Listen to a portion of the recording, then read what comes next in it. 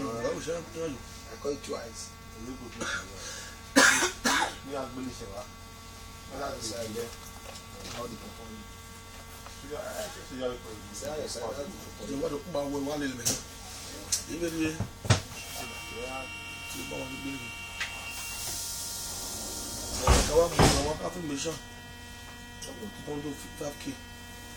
I also go and look 5K one more. Wow. 50 naira. Maybe 50 naira.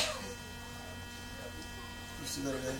Oh, to tell you, I'm born. You only one hour. You do the half your matter. 50 naira come on. I want to watch this. Well, I'm believing. Yes, if you tell me.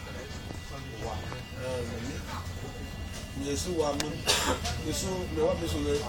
The photo one you are now. Oh, I said that. Because we are all after the order.